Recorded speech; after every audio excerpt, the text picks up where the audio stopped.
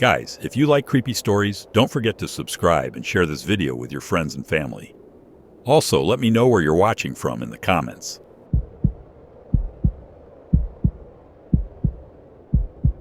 If it weren't for the snowstorm, I never would have gone back.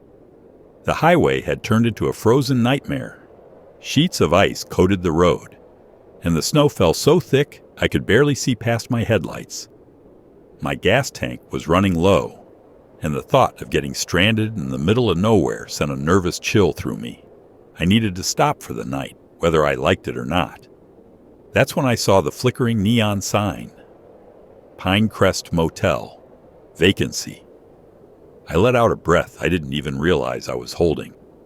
The place looked as run down as ever, but at least it was still standing. I knew this motel. I had lived here once, not by choice. My mom and I had stayed in one of these rooms for months when I was a kid. It was supposed to be temporary, just until she could save up for an apartment. But temporary had stretched into something much longer, something neither of us wanted to talk about. I hadn't stepped foot near this place in years. I never thought I would again. But here I was. I pulled into the half-empty lot, my tires crunching over the ice. The sign above the front office flickered, one letter completely burned out. Stepping inside, I was hit with the smell of dust and stale coffee. An old radio crackled on the counter, playing a fuzzy talk show. Behind the desk, a tired-looking man barely glanced up at me. "Cash only," he muttered.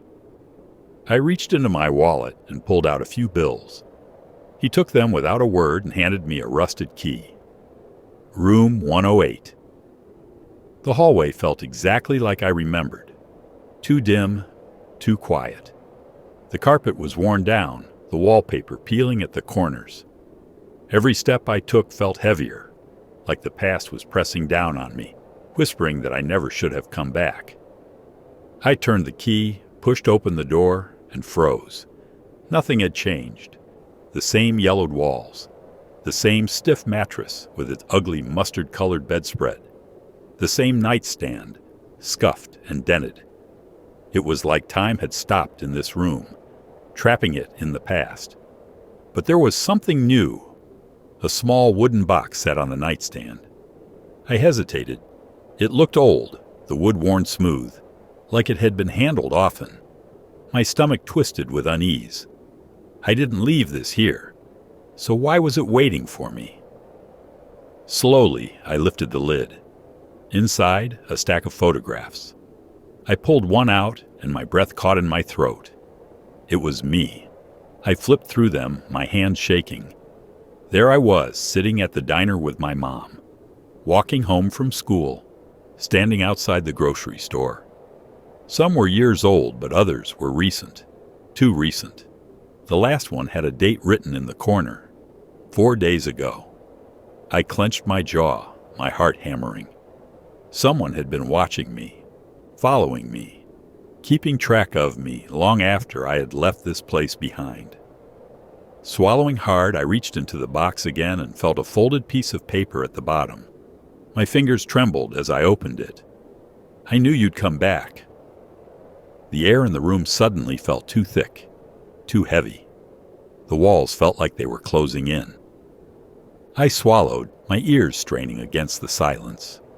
Then I heard it. A creak in the hallway. I went completely still.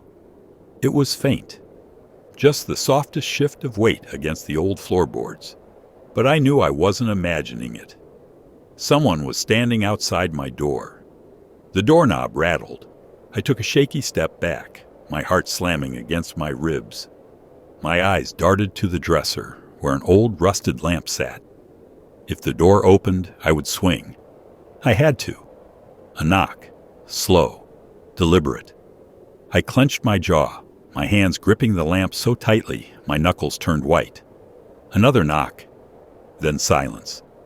Seconds stretched into what felt like hours. The door never opened. The footsteps faded down the hall, swallowed by the low hum of the motel's ancient heating system. I stood there, frozen, listening. The only sound left was the blood pounding in my ears. Finally, I forced my feet to move. I grabbed my keys, my breath still uneven. Every rational part of me screamed to leave the box behind, to forget the note, the photos, the whole thing. But I couldn't. I stuffed it into my bag before slipping out the door. The hallway was empty. The front office was empty. Even the parking lot was eerily still, my car the only vehicle in sight. I slid into the driver's seat, my fingers barely working as I shoved the key into the ignition. The car roared to life. Without looking back, I pulled onto the icy road, leaving the motel and whatever had been waiting for me inside it far behind. By morning, the storm had passed, and the sun was rising over the frozen highway. I never told anyone what happened, never figured out who had been watching me or why. But sometimes, even now, when the world is quiet and I'm lying awake in bed, I hear it. A single knock.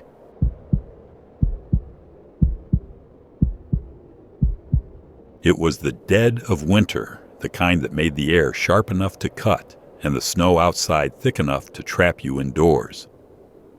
My best friend, Allie, and I were spending the weekend at my house, bundled up in thick blankets while the old radiator in my room clanked and groaned, struggling against the cold.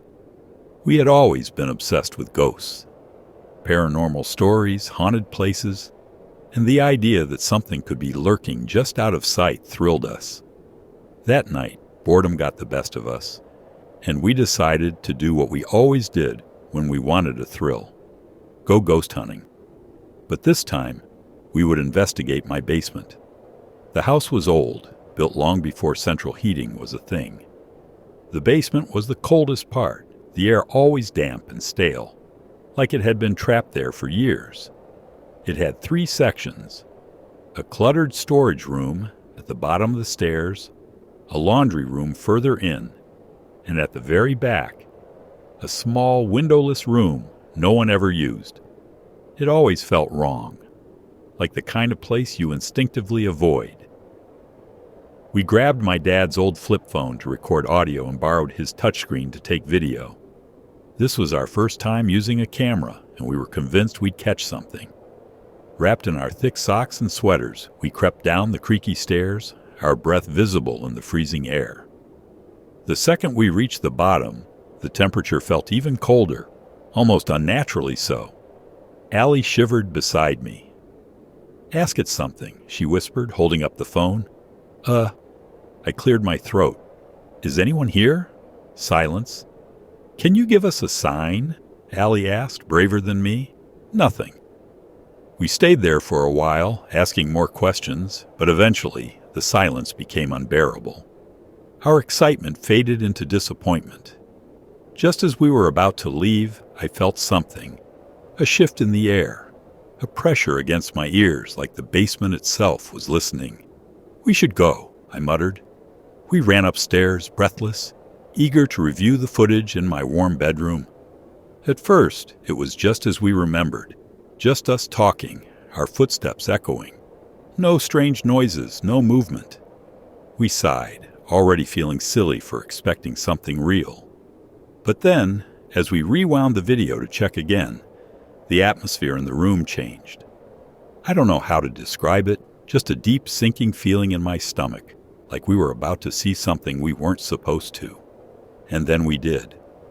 On the screen, Allie stood in the basement, the camera slightly shaky in her hands. But behind her, there was something else. A figure, hunched and twisted, standing in the farthest corner of the storage room. Its limbs were too long, its head tilted unnaturally, and its eyes, bright, pale, almost glowing, stared straight at us through the screen. A wave of cold crashed over me, and I realized I was holding my breath. "Turn it off," Allie whispered, her voice barely audible. I snapped the phone shut, and we sat in silence, staring at each other. The radiator groaned in the background, but it was no longer comforting. We never told my parents. We never told anyone. And we never ever went into that basement again.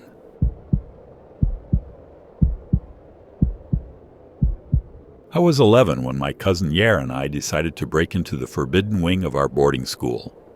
It was an old, sprawling building, once a grand estate, now a place where the walls murmured with history. The main halls were polished and warm, but the eastern wing, no one spoke of it. The teachers brushed off questions, and the older students only exchanged nervous glances.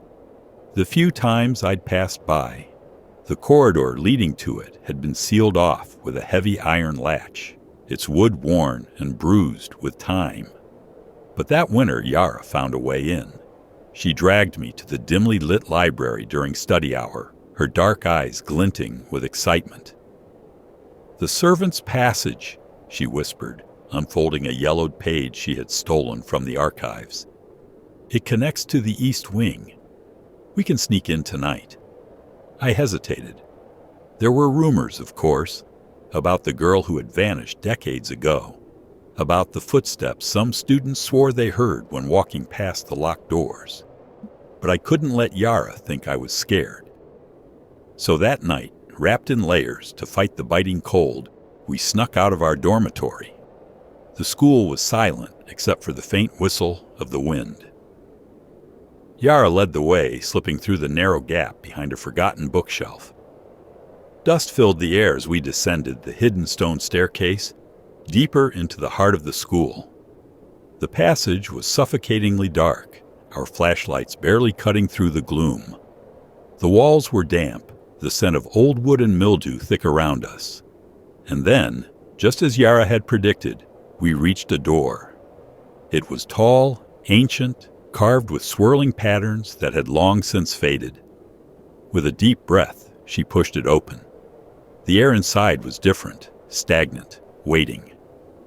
The room stretched into the darkness, lined with furniture covered in white sheets, frozen in time.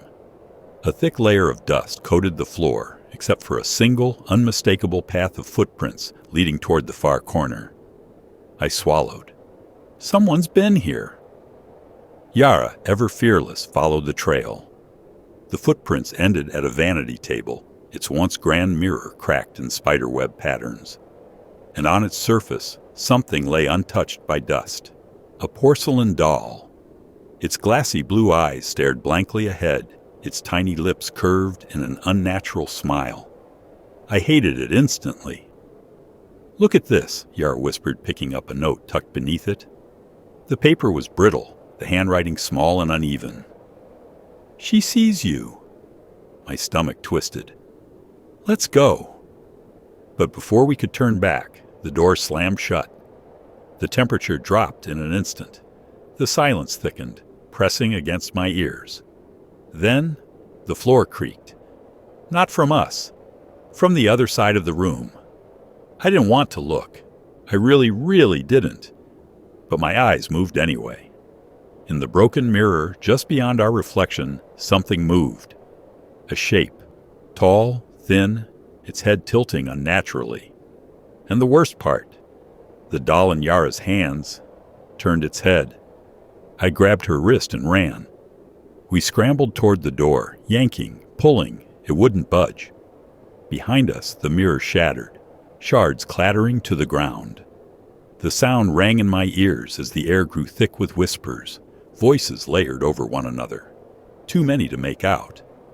Then, just as suddenly as it had shut, the door flung open. We didn't stop. We sprinted through the passage, our breath ragged, our hearts hammering. When we finally burst back into the school hallway, the air was warm again. Normal. The next morning, the servants' passage was sealed. The bookshelf we had slipped behind, gone, as if it had never existed. We never spoke of that night again. But sometimes, when I pass by the east wing, I swear I see them. Footprints in the dust, leading to a mirror that isn't there anymore.